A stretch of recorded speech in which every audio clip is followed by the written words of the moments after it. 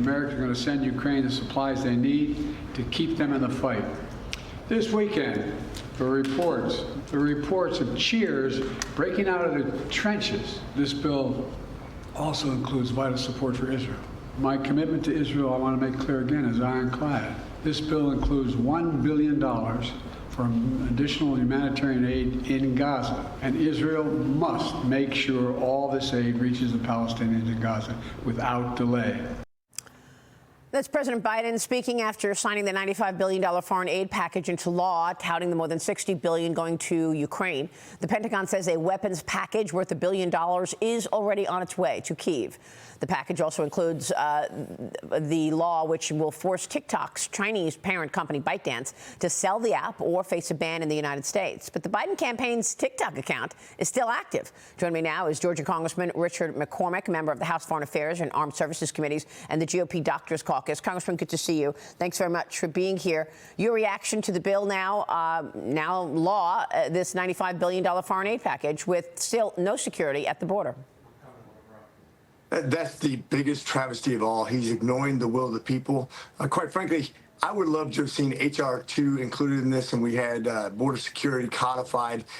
It wasn't, obviously. Speaker Johnson didn't think it would be included and passed. But if you think about what he's not doing, caring more about foreign countries than he does about his own country, ignoring the will of the people, not securing the wall, not securing our border agents to not process and bring them in, but actually turn people away that are trying to come here illegally, invading our country. 20 congressional districts worth of people coming here, not to pay taxes, not to work, but to consume and to get voter privileges. Essentially, even though they can't vote, they get representation. That is absolutely absurd. We need to call him out on it. Clinton and Obama ran on border security. Trump did a fantastic job of codifying the laws that actually, by executive order, remain in Mexico, completing the wall. Biden has ignored those things and absolutely could secure the border just with a snap of his finger. He doesn't even need a new law, but he doesn't care. He wants to warp the future of America. Yeah, we're all trying to figure out, we were talking during the commercial break, why and how it's possible that the leader of the free world is completely just refusing to put any new security at the border. Why? Why would he do this? Now he claims that he wanted the Senate border deal to be included in the foreign aid package. White House Press Secretary Karine Jean-Pierre continues to downplay the impact of any executive order that could come out of the White House. Watch this. There's one thing this bill does not do: border security. I proposed and negotiated and agreed to the strongest border security bill this country has ever seen. It should have been included in this bill. No executive action is actually going to do what that border security plan would have done. Congressman, your thoughts? It would be laughable if it wasn't so sad and what he's doing to his country. Literally, the same laws that existed back during Clinton and Obama and Trump that were securing the border, where you could deport people, still exist today. He is ignoring those things. And to this joke that the Senate had some sort of strong bill that was going to help secure the border is a joke. It started at 5.5 million people coming across the border. Then we'll decide if we want to do something, which we know he ignores anyways. This is an absurd trying to spin on what the Senate was sending our way. That was not a compromise. Yeah. That was a giveaway. That was the weakest bill on securing the border ever. Yeah, well, he's trying hard to blame Republicans, despite the fact that he's been in place for 3 years in the Oval Office and hasn't done anything except make the border wide open. Jonathan, jump in here, because when President Trump dealt with the border, he had deals in place. He and Mike Pompeo and others did negotiations with those countries, Mexico, Guatemala. I mean, they had deals in place, and President Biden came into the Oval Office and reversed all of it. Yeah, exactly right. Yeah, there's plenty he could do, and all he really has to do is what was done before. But I think we all know, and I think Congressman McCormick, said it is, this is for political reasons. They see this as a political benefit, and they've campaigned on it. But I think your point is good, Congressman, that even if you passed even H.R. 2, there's no reason. Is there any reason to think President Biden would enforce this any more than he's enforcing the current law, because I don't see any reason to think so. He just wants it as a campaign issue this year. How do you see this playing out? That's exactly what this is, a campaign issue. He wants to make sure that he's not blamed for what he created. That's the irony of all of this. He wants to pretend like it's Congress's fault that we haven't secured the border, when all he has to do is snap his fingers and it's done. I would love to codify H.R. 2, which we passed over a year ago. It's been sitting in the Senate, that's never been passed, and they want to talk about pretending to take the border seriously. We know that if they thought these people were coming across the border to go to Republican districts and vote Republican, that they would be outraged of the fentanyl deaths that we had, the 110,000 people that died, or the rapes of 70% of the women who come across the border, or the child trafficking, or all the other horrors that are happening to these people. They don't care about that. They care about shifting the demographics in the 2030 census so that California, Illinois, and New York pick up congressional seats that they lost because of the migration of people who actually are paying taxes and working to those conservative areas of the nation. By the way, we're looking on the left side of our screen here, Congressman, a shot of President Trump meeting with construction workers in New York City. Of course, President Trump has to be in court all day long, so he's choosing 6:30 in the morning to do a press conference before he actually has to be in court to speak with people outside in New York City. It's here, he's downtown right now, and he's talking with construction workers. But the point is President Trump has to be in a courtroom while President Biden is campaigning.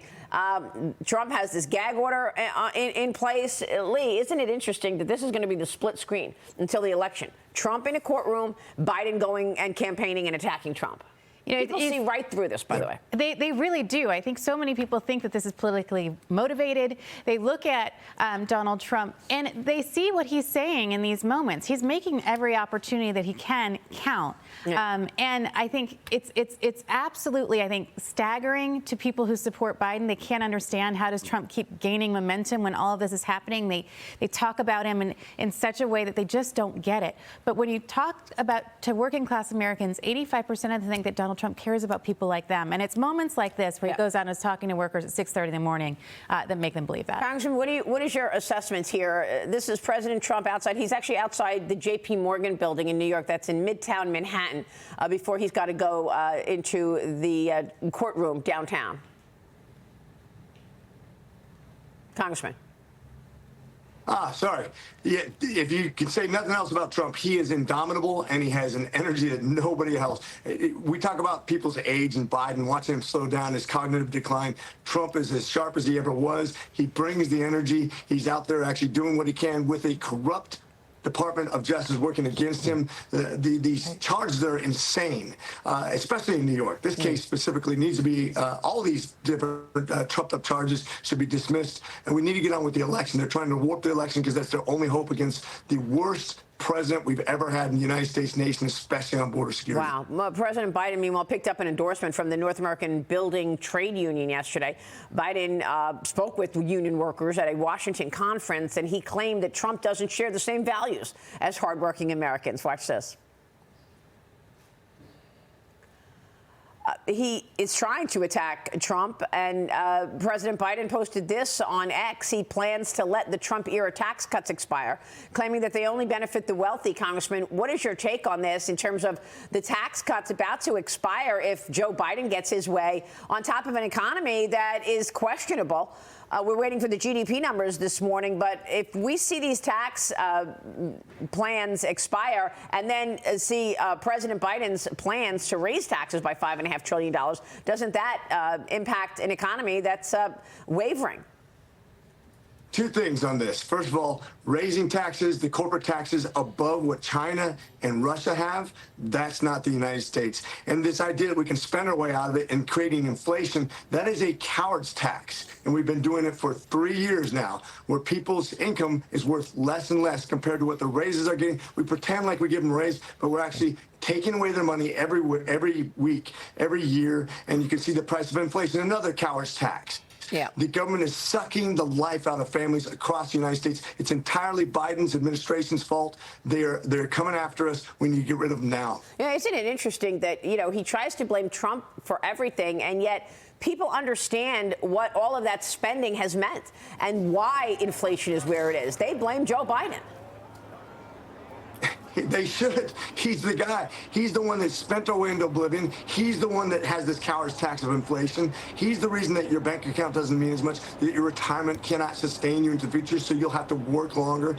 This is not what America was based on. The government doesn't get to be your standard of morality, decide what if somebody who's transgender is going to be moral, or if you're going to get a medical treatment from your doctor. The government shouldn't be our standard. We should never have to turn back to the government to solve the problem that the government created in the first place. He is so off track, so disconnected with American society, Yeah. and he needs to be replaced with President Trump now. Congressman, good to see you this morning. Thanks very much.